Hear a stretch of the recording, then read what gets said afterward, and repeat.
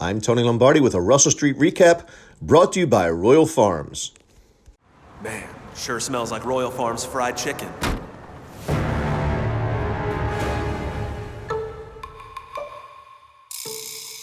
Best fast food fried chicken in America. You ever try it?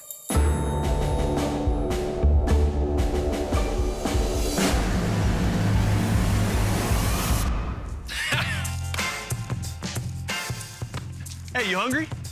Royal Farms world famous chicken. If you haven't tried it, you don't know what you're missing. Mention the name Michael Vick, and for many, their knee-jerk thought is dog murderer.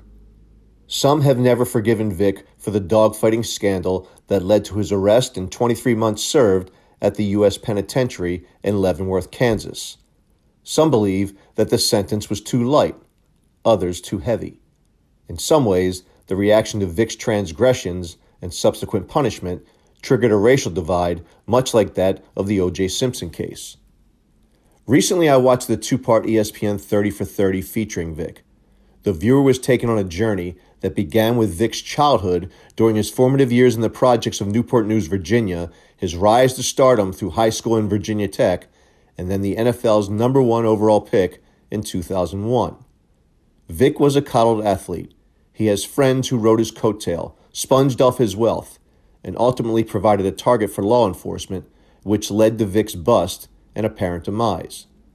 After serving his time, we learned that Donovan McNabb was a central figure in Vick's comeback with the Philadelphia Eagles, the home of his second chance, one that many fans, even those in Philadelphia, did not want to see happen. Vick claims to have learned his lesson, and his sincerity in this 30 for 30 is compelling. Yet until we see the words translate to action, most are not sold, until he ultimately follows through on his word. It's easy for most Americans to have little empathy for Vick.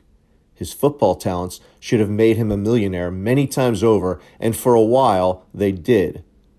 But in his spare time, Vick got caught up in the savagery of dogfighting. Perhaps it was a cultural thing that blinded Vick's sense of decency, obliterated his perspective of right or wrong. Maybe it was his rags to riches story. Maybe it was the unsavory dudes he hung out with. Maybe he felt like he was among the untouchables. Maybe it was all of the above. It's difficult for many to understand the sinister and unconscionable behavior in part because we've never walked in Vick's journey, never stepped foot in his shoes.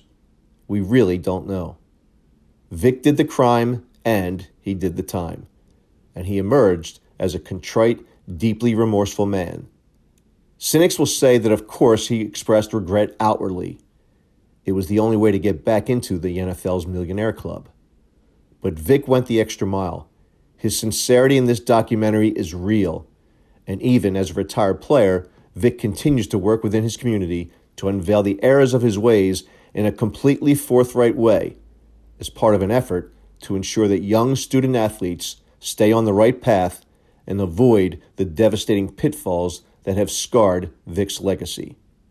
I encourage you to check out this 30 for 30, another outstanding effort from this remarkable ESPN series. Not only will you walk away with a more enlightened opinion of Vick, free of your sordid predispositions, you might also learn a lesson in humanity and be more open to forgiveness in your own world. After all, wouldn't you want a second chance if you slipped up? I'm Tony Lombardi.